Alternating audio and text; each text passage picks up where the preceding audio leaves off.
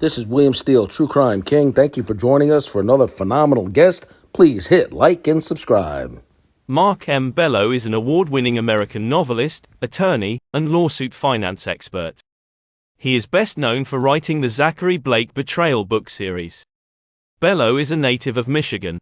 He earned his bachelor's degree in English literature from the University of Oakland and then attended the Thomas M. Cooley Law School for obtaining a law degree. Soon after his graduation, Bello started working as an attorney. Throughout his career in the law department, he was involved in working on a number of high-profile cases. Later, he thought of providing a glimpse of all the things a victim has to go through when he decides to stand up for justice. This thought gave way to Bello's widely successful Zachary Blake novels. Bello's stories are considered as ripped from newspaper headlines, inspired by his legal experiences and his concern for the current socio-political situation of the world. All the three Zachary Blake stories consist of a creative style of writing and show the characters as trying to tackle the themes of racial prejudice, government influence, religious freedom, ethnic prejudice, law enforcement, and human rights. Author Bello is married. He has 4 grown-up children and 8 grandchildren. Other than writing novels, Bello writes blogs, articles related to the topics of safety, fair proceedings of the legal system, justice, etc. Currently, he is working on a new novel. All his novels are available in various formats as well as online publications. Author Bello says that his career transition from law to novel writing was a very smooth one. He believes his daily experiences in dealing with the judicial system have helped him to come up with the interesting stories. He hopes to keep doing the good work of entertaining the readers with exciting stories for many more years in the future. We here at the William Steele True Crime Podcast are honored to welcome to our show, Mr. Mark Bello.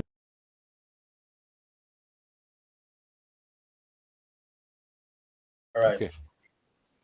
So, all right, everybody, thank you again. Welcome to the show, William Steele True Crime, and my guest, Mark Bello. How you doing, Mark? I'm good, Bill. How are you? All right, hanging in there. Okay, so for my audience, because I cover a lot of true crime, organized crime figures who have reformed their lives, celebrities, I work with many people and other attorneys. As you know, Tom Madden, former vice president of NBC, Peter Tickton, who happens to be one of Donald Trump's attorneys. So I have a lot of interesting guests on, and your books and your name has come to my attention, and I feel honored that you agreed to come on my show. So I'd like you to tell my viewers who you are, what kind of books you write, and a little bit about yourself, sir. Well, first of all, I'm honored to be on your show. So we're mutually honored. How's that? Thank you. True crime is an interesting niche, and I started with my first book writing what was going to be a true crime nonfiction book about a case I handled in the 1980s. As I started to write the book, I got a little frustrated with the telling of the story without embellishing, for lack of a better way to say it, right. Making it more interesting. And I decided it would be a more interesting book if I did it as a fictional account rather than a non-fictional account. So what happened was I took this case I handled in the 80s, which I'll discuss with you, and I described how it felt as a young lawyer, and I was only out of law school 5 years when I took the case, as a young lawyer taking down a Goliath institution, and in that case, it was the Catholic Church. And I was handling a clergy sexual abuse case where a Catholic priest had molested 2 children. My client was the mother of these 2 kids, and she asked me to hold the church accountable.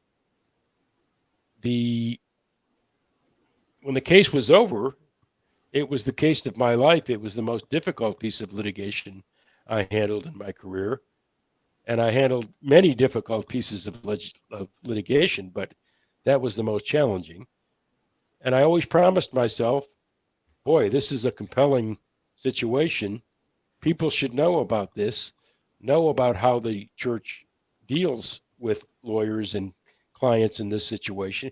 Keep in mind that my clients were their members. These were parishioners, and they were badly treated, not just by the priest who abused two kids, but then by the church who tried to cover it up, who lied under oath, who Wow. transferred witnesses, who did all kinds of nasty things. So So you were in the middle of litigation against this behemoth of the Catholic Church long before it became a huge thing in Boston and New York and everywhere else. that's true. So they were really running interference back in those days, I'm sure. Well, if you go back to the 60s, 70s, 80s, that's the infancy. It goes back, by the way, way further than that. Right, I'm But aware. but in terms of litigation, you first see litigation in the early 80s, late 70s. The case that I handled happened when these boys were 12 and 13 in the mid 70s. And I was able to use a statute of limitations exception, which extends the limitations period of 3 years to a year after their 18th birthday. So what I was able to do was to capitalize on the fact that they were minors when the case happened and extend the statute of limitations into the 80s. I understand if there's concealment in certain types of cases, you can That's extend true. the statute of limitations. So can repressed memory in some of these cases. Oh, okay. So What's the name of this case for some of my fans that may want to look into the case and the book that you wrote that documents this the name of the book is Betrayal of Faith. That's the Betrayal of Faith. I've seen that. I've seen it on your website. It's my first book. It obviously has fictional characters, not the real ones, and it would violate attorney-client privilege to give you the real people's names. But it is fiction based on fact. To your true crime genre, right? It is very much other than, and I can discuss the embellishments if you'd like, but it was what I would describe it as is, as a young lawyer, this is what it felt like to a kid, and I was a kid. I was 32 years old. This is what it felt like to a kid lawyer taking on an aging Catholic Church administration, the Archdiocese of Detroit, the papacy, if you will, and this rogue priest that they decided they would cover up crimes that he committed. And they've done this over and over and over again. They never learned from the mistakes of the 70s and 80s. They continue to do it all the way through the 90s and 21st century as well. And they're still doing it today. Absolutely. Now, I've written a book about my unfortunate relationship with Ghislaine Maxwell and things that I saw at the Palm Beach estate, and the child sexual abuse that went on with her, Jeffrey Epstein, and whatever purposes, self-gratification and for blackmail purposes. So I want to first and foremost, we're staunch crime victim advocates. I've served 18 years in prison for nonviolent crimes, but I came out on the other side really wanting to be an advocate for victims, especially child victims, especially people who were victimized and mentally ill, because my mother was mentally ill. So I want to give you, your props and your just due for going after these people, even in your capacity as an attorney, and bringing this to light long ago, without giving too much away in the book. And we will have the links to all Mark's books in the description. You'll see some images pop up with book covers. Please support Mark, purchase his books. Perfect time to purchase these books for the crime fan, the true crime fan, the dramatization fan in your family for the holidays, of course, along with my books. But Mark's got some incredible books, and this guy's an attorney. I was a criminal, so I'm writing from a different perspective. Although I was a law clerk, I'm not in this to glorify my crimes. I'm in this to share these stories like this, guys who got out of prison, reform their lives. So let's move on from like that case before you give away too much. And I will say from what we talked about earlier, you basically rip from the headlines, but you're the inside guy in the headlines writing your books, and especially this case. So what comes next for you with in terms of books? Next is a little bit of a political controversy, as you and I discussed off the air. I'm not much of a fan of our former president. Okay. You and I may differ on these issues, but it is what it is. Right. Respectfully, on certain issues, we respectfully agree to disagree. My co-author Gary Greenberg is a dyed-in-the-wool lefty. I love him to death, and it is what it is. Well, again, I want to emphasize, by the way, that I differentiate between Republican, Democratic ideals. I can embrace a lot of what the Republican Party used to stand for. Right. I'm not some wide-eyed left-wing crazy person. I'm probably a moderate Democrat. Let's say that. Right. And I can't vote, so I'm gonna say I'm a moderate Republican who's not allowed to vote. So there you go. Whatever. I quarrel with that. To me, if you serve your time and you own up to what you did, and you get out of prison and you're a free man, you ought to damn well be able to vote. And I think that law sucks. People that were incarcerated were immersed in some of the most controversial part of this country's political discussion, the criminal justice system.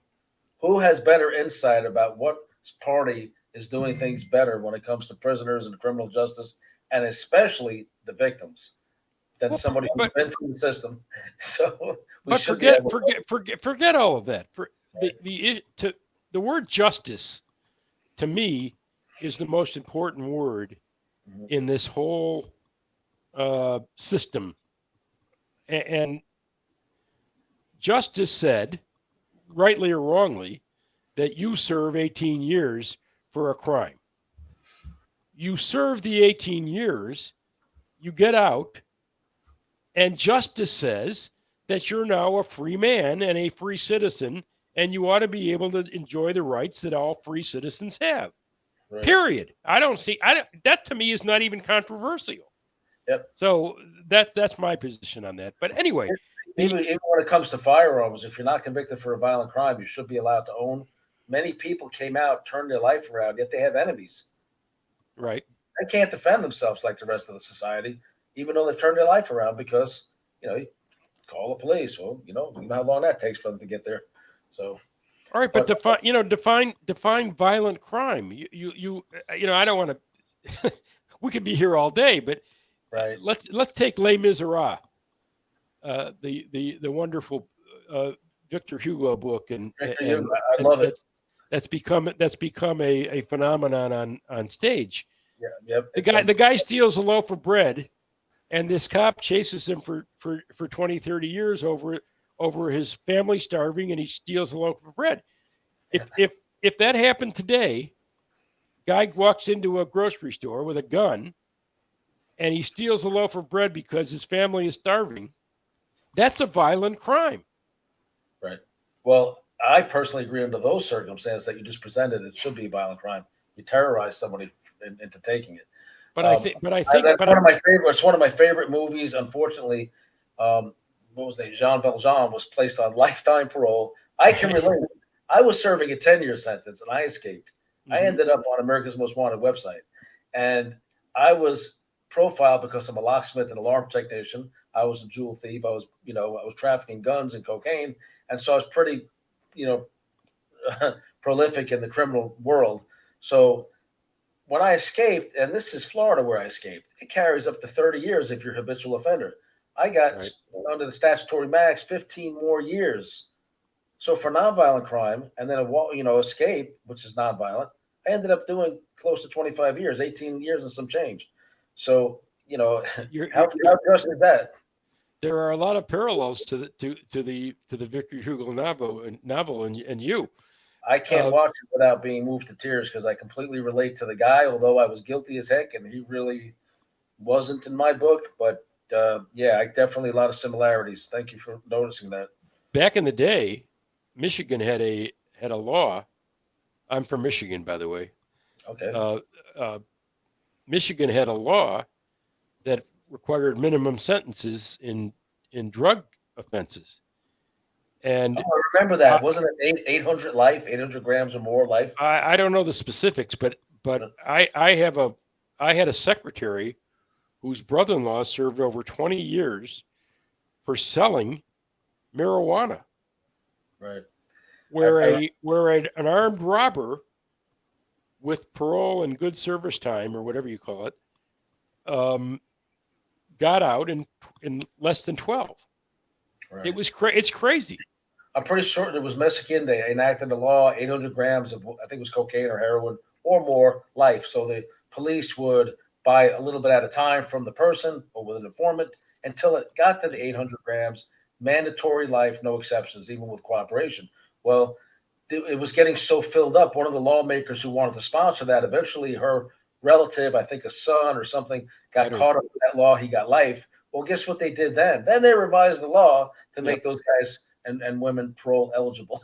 So the only thing you can do is petition the governor, and in a lot of cases, some of the governors release these people, and appropriately so. But anyway, back to politics for a second.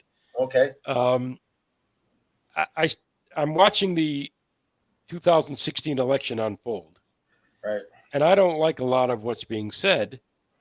I wasn't a tremendous fan of Hillary Clinton, but the stuff he was saying, Trump, about banning Muslims, about closing the borders, about this group being the problem and that group being the problem,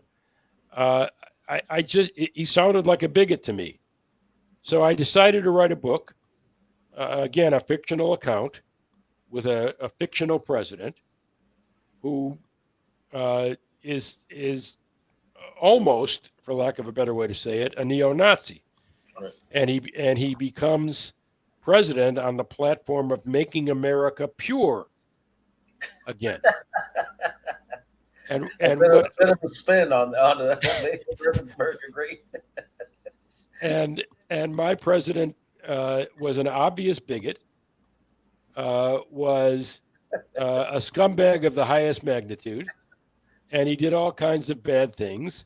And I basically told the story of what it would be like if somebody like this became president of the United States. I wrote the book and finished it before Donald Trump became president. So I released the book. It's called Betrayal of Justice. I can see it over your shoulder. It's with the lady in the hijab, and this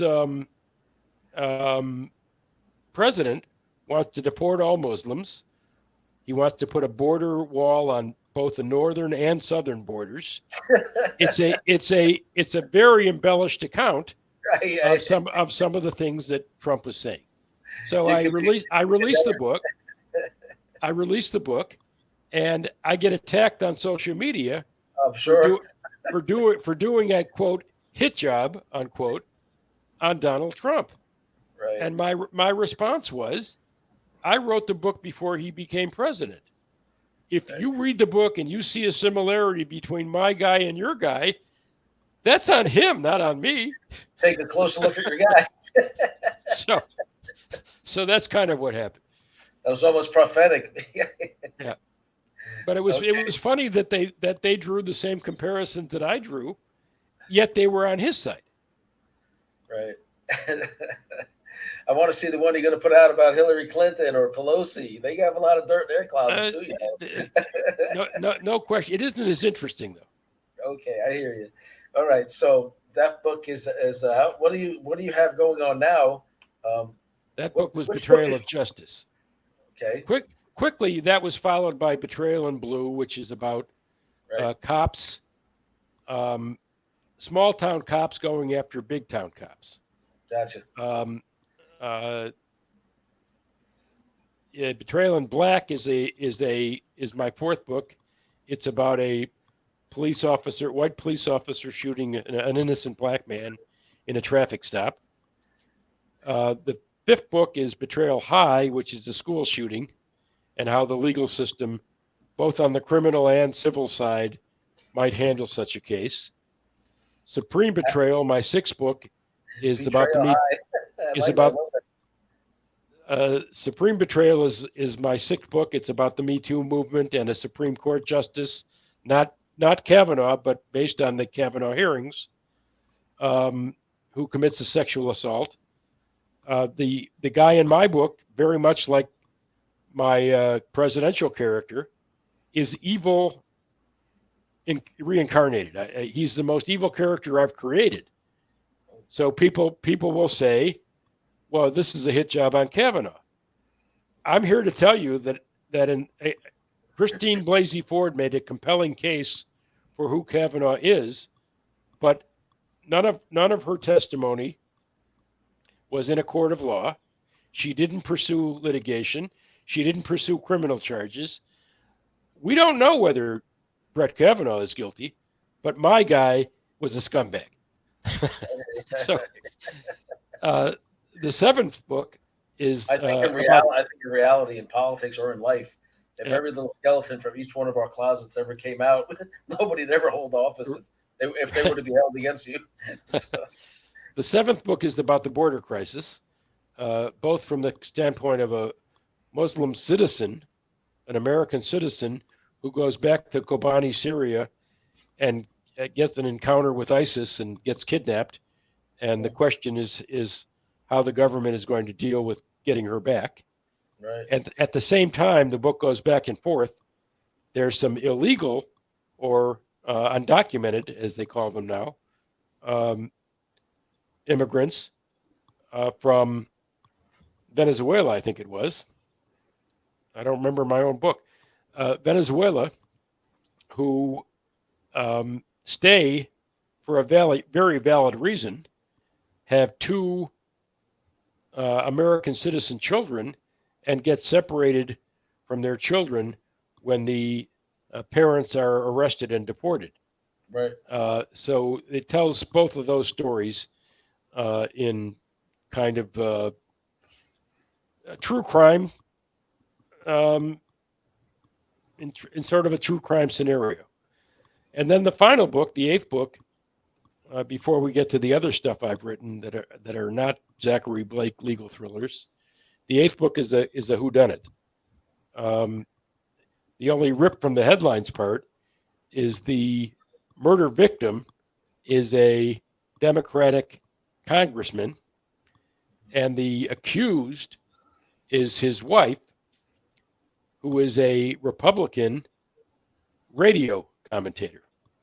And she finds her husband's body and is so shocked by the discovery because he's been mutilated that she becomes a catatonic. She goes into a catatonic coma. And the name of that book, because of the fact that she couldn't speak for herself, is You Have the Right to Remain Silent. And it's kind of a play on the word silent. Again, I asked that's a very interesting book. I enjoyed writing it because it was different from the others that were based on actual things that happened in real life. Right. That was a little different for me. Sort of like the Law and Order TV series takes. They'll take things out of the headlines and they'll fictionalize certain events. So I asked all my fans here, from inmate to roommate on A&E, from my TV show and fans of my books, to please check out the links to all of Mark Bello's material, website, everything that's important to him, and purchase his books for gifts, for gift giving, for holiday, for your book reader fans. And remember, on my channel, please hit like and subscribe if you enjoy this interview. I'm trying to build my channel up, and I'm very grateful for all the support. And thank you for all my fans. And so, Mark, let's continue on now. What do we have next? What are you working on? What do you want to put out there next? Well, first of all, since those initial 8 Zachary Blake legal thrillers, I turned to a new genre, and I wrote a couple of children's books. Oh, One is called Happy Jack, Sad Jack. The other, which has not been released yet, is called Asher's Distracted Adventure. One thing or two, Asher's Distracted Adventure. The first book, Happy Jack, Sad Jack, is a book about bullying. Jack is a biracial child. right. He starts kindergarten for the first time. He's the only African American child in an all-white school, and he finds out for the first time that he's different. How does he find that out? Some kid pushes him down to the ground in the playground. He gets up, and the kid pushes him again, and he hurts his knee. And he's been taught not to tattle, so he keeps quiet about it. Right. And he goes into a funk, for lack of a better way to say it. His parents are concerned about him. They go to the principal, and I'm not going to ruin the book for people, but the concept is, for me, that kids are getting messages about safety and social justice too late in life. And middle school and high school is too late to prevent a person who is not being raised even-minded. It's too late to give these messages to kids. So I decided I'm going to give this message in a very gentle story and rhyme, well-illustrated picture book. The message that bullying is wrong. That sounds like a phenomenal book. I think all the kids need to have this book, and all the schools need to carry it. It's a nice little message book. The second book, which hasn't been released yet, it's still being illustrated, Asher's Distracted Adventure. Actually, it's called One Thing or Two. The subtitle is Asher's Distracted Adventure, is about distracted driving. And what I want, you have some really catchy titles. I love them. Thank you. What I want is a kid in the back seat, even a kid in the car seat. If his mom or dad are driving and they pick up a phone, I want them to tell mom and dad, that's dangerous, don't do that. Right. I want them to know that that's dangerous at a very early age for two reasons. One, parents need to remember that when they pick up a phone and their kids are in the car, they're not only endangering their own lives and the life of a car coming the other way, but they're also endangering these precious children in the back seat. And I know these kids are important to them. They just aren't thinking. And they pick up the phone as second nature without giving it a thought at all. And they put their kids in danger. Secondly, I think it's important to a kid. Kids are given phones these days, and I'm the grandfather of 9 children. I have a 12-year-old grandson and a 10-year-old grandson. Those are my oldest two. And both of them have cell phones already. Why? Because their parents think that it's important for them to have it in case of an emergency. That's a perfectly legitimate reason to have a cell phone. But by the time they get to high school, by the time they get to driver's training, just like adults are, they're addicted to these phones. Right. They're given a message in high school, in driver's training, don't use your phone when you drive. It's too late. They don't realize how dangerous it is. And they're not going to listen to a message at age 16. We've all been 16. You know what your attitude is when you're 16. You're invincible, right? Yeah. So my attitude is, again, like Happy Jack, Sad Jack, if you give a kid a message young that this is a dangerous tool to be using while you're driving or to be driving with somebody who's using, speak up and tell a person doing two things at once is not a wise thing to do. Right. So the book not only talks about distracted driving, because it has a little accident happens where nobody's hurt. I thought about, is that a proper thing to do for in a children's book, have an Right. auto accident? I made it a very light little story. But the other message is, you can't climb a tree and tie your shoe at the same time.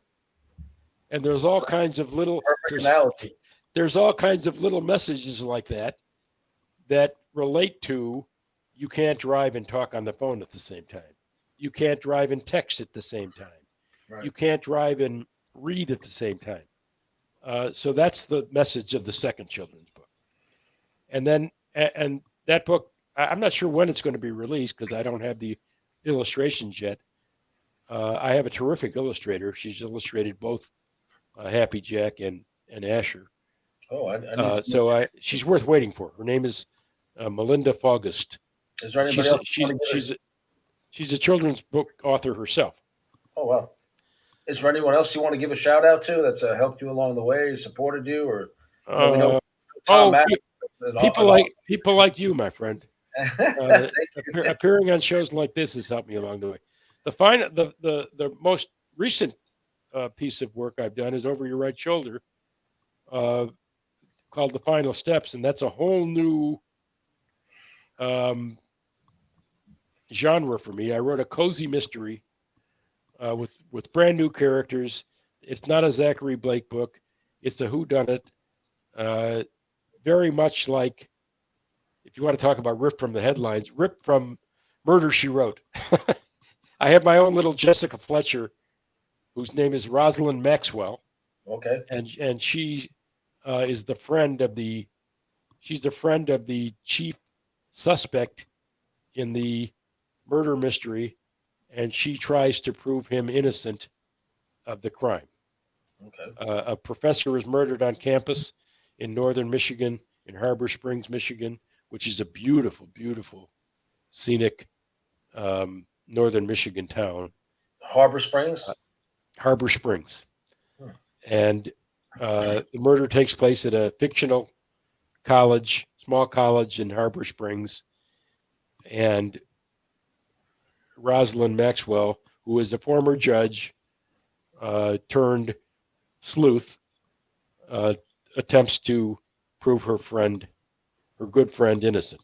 That's what The Final Steps is about. That sounds fascinating. So let me clarify one thing. You may have mentioned it earlier. What year did you first put out your first book? And First book came out. How many do you have altogether out right now? The first book came out in 2016. Oh man, you've been busy. Betrayal of Justice came out also in 2016, just after the 2016 election was decided. It was written before, but it came out that it might have been right at the same time. I don't remember exactly. I could check the copyright, but it was released. It was finished before the presidential election was decided. It was released after it was decided. I know that your material says that you're an award-winning author and a social justice advocate. Tell me something about your award, book signings, upcoming events, and of course your social justice advocacy. Because myself and my fiance, Dr. Mary Bass, we are passionate advocates for crime victims and for the wrongfully incarcerated. We're working with a guy, Dr. Leslie Marlin Scholl, who was entrapped, got out. We're trying to help him get his license back. And Dave Michael Reinhardt in California, who was sent to prison, set up by his family and a corrupt attorney in California to steal several $100 million from him. But so what do you do with your social justice advocacy? I can't specifically name which books won which awards. I don't remember. Okay. I've won several Reader's Favorite awards. I've won several Reader Views awards. Last year, You Have the Right to Remain Silent won an award that paid a cash prize. So Okay, that's the first time that's ever happened to me. that's good. So I'm kind of proud of that. And my really real pride and joy after all of those is that Happy Jack Sad Jack won a Mom's Choice Award. Wow, you really did well. That book just got that award, and that moms would read my book and say, "Yeah, he's onto something." That makes me very happy because that was the whole goal of writing children's books. Are there any mentors or examples you've had, or people you look up to as other authors or advocates that you look up to that really inspire you as well? Harper Lee and To Kill a Mockingbird Kill a Mockingbird. Yep. is a book that made me want to be a lawyer. If you think about how Hollywood and books present lawyers, we're not always presented in the kindest light. When you see in the movie, for instance, and it's well written in the book, when you see Atticus Finch get up after he loses Tom Robinson's case, and the entire gallery in the balcony, all African American, stand up in silence, in silent reverence of him, and the gentleman turns to his daughter and says, "Stand up, your father's passing." To me, as a young high school student and then as a lawyer, that is the greatest literary compliment that has ever been paid a lawyer in the history of depicting lawyers in literature and motion pictures. Okay. So Harper Lee has a fond place in my heart. As to writing compelling fiction for about lawyers, obviously John Grisham, Richard North Patterson, um, Steve Martini, Right. Scott Turow, Okay. wrote Presumed Innocent. Yep. All of these guys, and there's more. I'm not failing to mention people, but I mean we could go on all day. There's a lot of great authors who write legal thrillers. Hopefully, I fit, for lack of a better way to say it, among them. Um, I enjoy doing what I'm doing, and I like writing the law. I enjoyed practicing law, and it was a very sensible transition for me to go from practicing law to writing law. Which book would you most like to see adapted to the big screen or to a drama series? Well, I'm actually working on that. I'm trying to adapt. I'm trying to adapt the series, starting with Betrayal of Faith. I've written an episode that we're currently. It's gotten very good feedback from potential producers who have said, "We like this, but we want you to do that, or that, or that," and bring it back. So we're in the process of retooling it a little bit. Very good. The concept is to turn it into an episodic Netflix or Prime type series where Betrayal of Faith is 7, 8 episodes, and then it goes on from there. Yep, And does he? Zachary Blake is a great character, and he grows throughout the series and changes and goes from rags to riches, for lack of a better way to say it. Becomes a very if you think about Paul Newman in the Verdict and how down and out he was until he wins that malpractice case, Zachary Blake was kind of like that, and he grows throughout the series. And it's an interesting saga to take him from book 1 to book 8 and watch the change in his character and who he becomes. Right. Uh, Well, we'll definitely be rooting for you. I look forward to seeing this on possibly Netflix or I hope so. or movie. Maybe I can use your television connections to get this done. I definitely have some very high-powered contacts in A&E network That would be wonderful, Bill. They gave me an awesome opportunity after 18 years incarcerated for nonviolent crime to allow me to be in season 1 of Inmate to Roommate, and it has done phenomenal. It's one of the top reality shows in the country. I'm blessed and honored. I was already going to be doing true crime, victim advocacy, helping people, writing books like I do. However, this opportunity gave me way more fans than I ever could dream of. Right. And I recognize I have a moral obligation to use this platform to help people, and especially people who've turned their life around, like Ciro DiPaggio, Anthony Ruggiato, Bill Stacks, and other guys who have been ground up through the system and came out on the other side on top, and now they're all about helping people. So what did you tell me? You told me yesterday when we talked. How many followers do you have? Well, I have thousands, but I have millions of fans, and there's true crime groups everywhere. Excuse me, not true crime groups, fan pages set up like for Inmate to Roommate, the TV show. There's multiple. I get 98% of the support on there. Wow. Then on TikTok, a fan, Anthrax Silvermane, shout out to him. He's wonderful on there. He does his own little thing playing around with it, but he's very proficient. And he said, "Look, I'm a fan. The show's great." And I posted something. And 2 days later, he said, "Do you realize your show has 10.5 million followers?"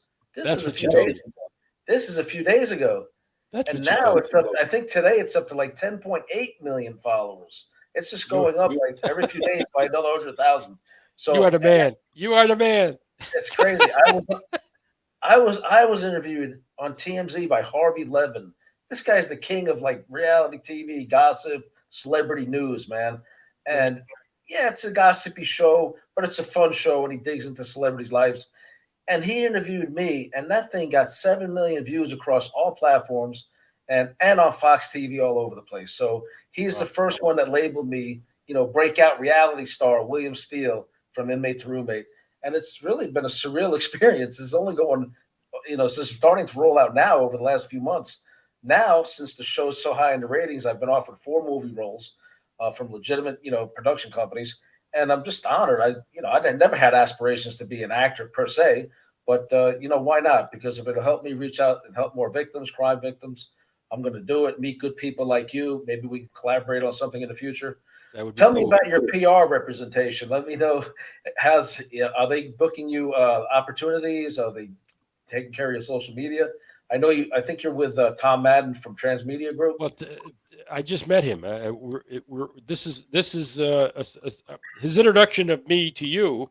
Oh, is essentially the first thing he's done for me. So, okay. I hope it's a great collaboration. We'll see. Yep, Tom's a wonderful guy. It's brand new. He's a wonderful guy. He was vice president of NBC, as you know, and he's represented the city of New York. He's represented some major corporations, and he's so wise. He puts out this what's it called, a blog, Madden Mischief. I don't know if you've read that. It's pretty witty. I've seen it.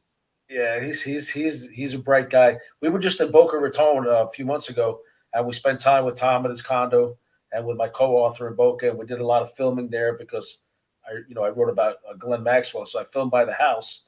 But when I pulled up to the house, I found out it was torn down, and so it was kind of emotional for me because the last time I was in that house, it wasn't a good experience. You have to read my book. But he's had a very interesting life. Oh my God, Tom's fascinating. Incredibly, he introduced me to my now fiance, Dr. Mary Bass. I've got his book here. Man. That's Tom. Here's a picture of Tom. That's right, Tom Madden. Shout out to Tom, and he's got a lot of interns and stuff in there. Hello, everybody. Nice guy. Put the spin on or shine on your words to make them matter, or something like that. I have that book right here as well. So what should I do? Should I position myself as sort of true crime? Well, I do true crime and stuff like this. I'm going to be interviewing more and more authors, true crime authors, attorneys. Peter Tickton's going to be on the show one day. He's, represents Donald Trump. Everybody's on different sides of the spectrum, but I deal with everybody respectfully. I'm not a crazy this or crazy that. And, he was, I think, filed a racketeering lawsuit against Hillary Clinton. I don't know that it went anywhere, but he's a personal friend. He went to the New York Military Academy with Donald Trump. He was, I think Trump was his captain or something when they were younger, and they maintained a lifelong friendship. Tom knows Peter real well. Peter's a wonderful man, and he's had some very high-profile, important cases. His argument before the 4th District Court of Appeal on December 6th in South Florida, as you know, I think it's Palm Beach Gardens, with the 4th DCA is. Right. Now, I was a law clerk. That's why I know what I'm talking about, because I filed plenty of briefs into the 4th DCA pro se for myself and others. And I'll tell you, it's something. This is not about me, but I did file one time on toilet paper, and I won. I won an appeal they dismissed my habeas because I escaped from prison. I proved that my period of fugitivity wasn't long enough to prejudice the state. I won with that argument. I had to file it on toilet paper because I was in confinement when I filed it, and they refused to give me my paperwork, my legal work, and they were treating me like, Houdini escape risk in my underwear and bare feet for 3 days. And I said, I'm on a deadline with the DCA. And they said, if you keep asking us for paperwork, we're going to gas you. They would inject canisters of gas and basically, incapacitate you. Where did you get the pen and the pencil or the pencil? The next door neighbor, he fished it on a little string, a little thread. It was a little flexible pen like you get in confinement. Okay. And I had toilet paper. And then I said, oh my God, I don't have an envelope. And I wrote the DCA. I said, I'm not trying to disrespect the court, but I have to get this in. I'm in confinement because I'm being transferred and my property's in storage. They're refusing to give it to me under threat of chemical attack. And so I wrote a cover letter. I did my my appellate. It was denial. It was like a reply brief. I had like just a few days to get that in. It's hard enough for attorneys to do it, let alone somebody on the road in their underwear with nothing to write with. But I won that. I'm in the law books under that. So, but so Peter's going to be arguing a case that's going to be broadcast live. I didn't know they were allowed to do that at the DCA, but we've been getting notified that he's going to be live, and we're going to cover it. So he's going to argue a case. I forget the nature of the case right at the moment. I don't have it in front of me, but it seems like a fascinating matter. He's always involved with helping people and advocacy for the. By the way, one thing I want to mention about my books, if you're interested in the law and how the law handles certain situations, my books, particularly Betrayal in Blue, Betrayal in Black, Betrayal High, Supreme Betrayal, and Betrayal in Faith. Right. Both the civil and criminal justice systems are very accurately portrayed in those books. So from a quote true crime unquote standpoint, right, you'll get a very realistic look at how the civil justice system and the criminal justice system in Betrayal High would handle a school shooting case. Right. You'll get a very realistic look about how they would handle in Supreme Betrayal a Me Too type sexual assault. Mm-hmm. How they would handle a cop on black shooting in Betrayal in Black, and how they would handle in a small town a murder trial of a big city police officer. So, okay. And in Betrayal of Faith, there's a great trial scene, which is a very good depiction of how a clergy abuse trial would be conducted. So they're very true crime like, and a very good study, if I may say so myself, in the legal system. The other books have, the Betrayal of Justice and the political aspects of that is a little bit different than what I'm describing. Right. You Have the Right to Remain Silent has very accurate legal information in it, but it's more of a whodunit than the other ones are. Right. And the Final Steps doesn't have much legal content at all. It's a private investigation type book. But the books I mentioned just now have very good studies on how both the criminal and civil justice systems would handle these incidents. And for your listeners, in case they don't know, I'm sure you know, Bill, but the civil justice system is the tort system, how Mark suing Bill or Bill suing Mark Right. would be handled in civil court. If you recall, in the O.J. Simpson case, there was this criminal trial and he was declared innocent. Then the Goldman family sued him civilly. That's right. And won a civil verdict against him. There's a much lower standard. There's a much lower standard to prove that. 50 point something percent is enough. It's the preponderance of the evidence. I'm personal friends with relatives of Kathy Durst, murdered by Robert Durst 40 years ago. Family's worth billions of dollars. And I have so many years encouraged them, even though he's deceased now. He killed our mutual friend in California. He's deceased right after the verdict. Go after them, because it's a much lower burden to prove that they were, in some way allegedly involved in the cover up and all this 40 years long of aggravation covering up for a lunatic, and who I named long ago the wealthiest serial killer in American history because I knew him, and that they should go after him civilly. After all these years, they probably can't. They have a civil statute of limitations. There's a couple of things that one of the attorneys determined that because he was now convicted in Los Angeles, it reopened it, but then under California law, because he was convicted in LA and his appellate process had just begun, in that state, if you die while your appeal is pending, you're automatically exonerated. They do that, I think, Massachusetts as well. Mm-hmm. So everything's in limbo. They are in court. They have an attorney. But my shout out to the McCormick family, Kathy Durst's family members. I love you guys, and I just do nothing but pray for you get some kind of healing and peace after all these years of misery this family's put you through. There would have to be some exception in the statute of limitations, which is usually less than 5 years. Right. There would have to be some exception that applies to them. I don't know Massachusetts law, but there would have to be some exception. Right. She was killed in Westchester County, New York. Kathy Durst was. Yeah. Well, like I said, there'd have to be an exception to the ordinary statute of limitation. In Michigan, for instance, an assault case has to be filed, I think, within if you pursue it as a negligence case, it has to be filed within 3 years. And again, very much like my betrayal of faith case, the exception was, or the extension of the statute was the fact that 2 children were minors, and they get an extension to up to 1 year following their 18th birthday. Right, and some states even passed laws extending statute of limitations on certain crimes, like I think with the Boy Scout case in New York and all that. Like I said, I was a law clerk in prison. I stayed up on it. I'm not that proficient, but I have a fundamental understanding of these things. Right. So do you know much about racketeering? Have you written anything about civil racketeering lawsuits and the frustration of bringing one of those and how to deal with those statute of limitations and different permutations? I would humbly suggest that I have no more knowledge than any layperson might have. They complicate with what they call RICO. Right.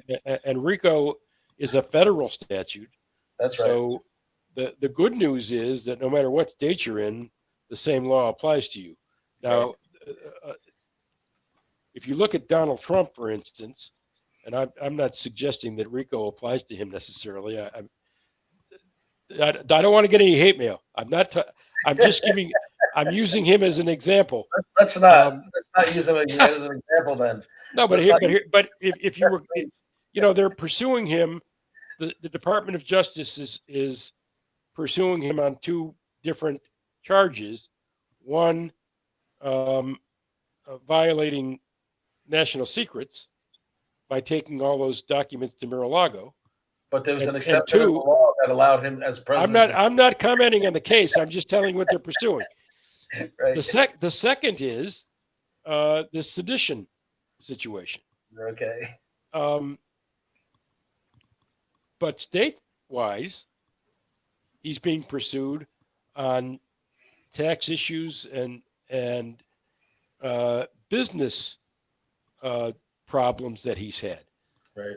Why am I saying this? Because there's a different standard when you're being pursued in the state versus being pursued federally. So when you talk about RICO, somebody might be charged in federal court on RICO violations, but they can also be charged on RICO violations in state court simultaneously, depending on whether the state has a particular statute that applies.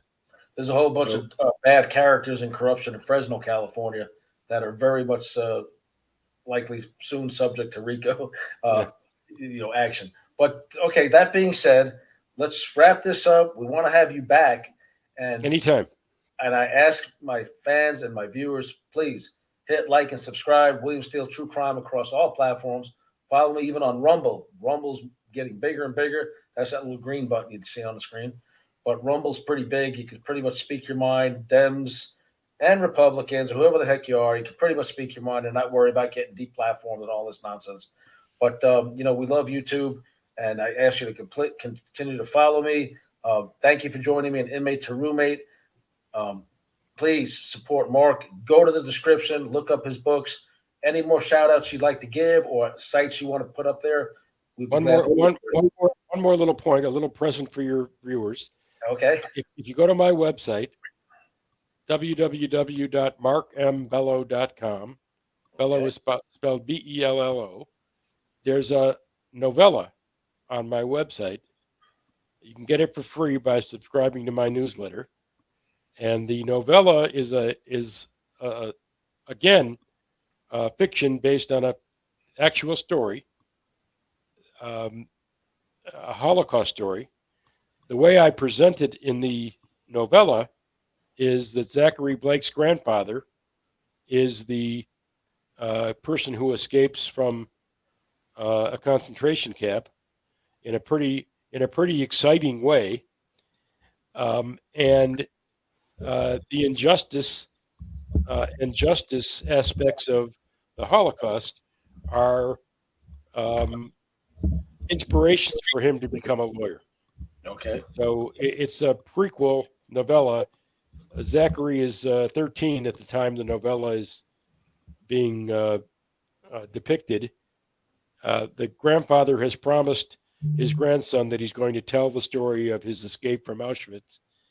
And on the eve of Zachary's bar mitzvah, he tells him the story of his escape from the concentration camp. It's a pretty exciting little 40 page book.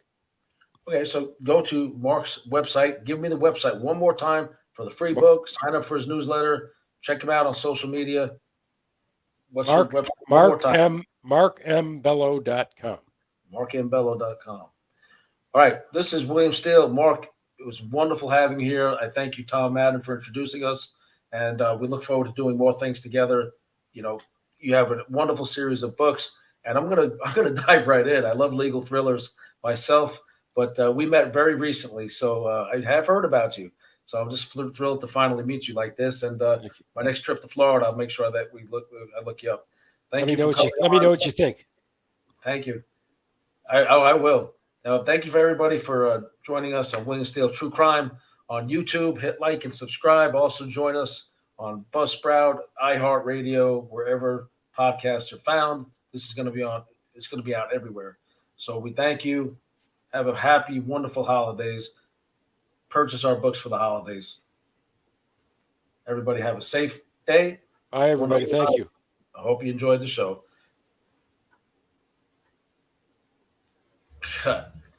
So, Mary? Good? Yep. Let me Did I do okay? Did great, man. You did wonderful. You did wonderful. How did I do? How did I do? Mary? You did fine. I want to have you on my show. Okay.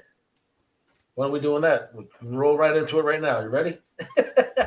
I can't do it right now. I gotta get my co-host involved.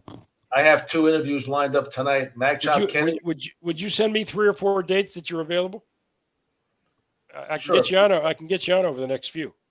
Okay, I can't figure that out at the moment because I have to roll into 2 other interviews. I don't mean right this second. I mean, over the next few days.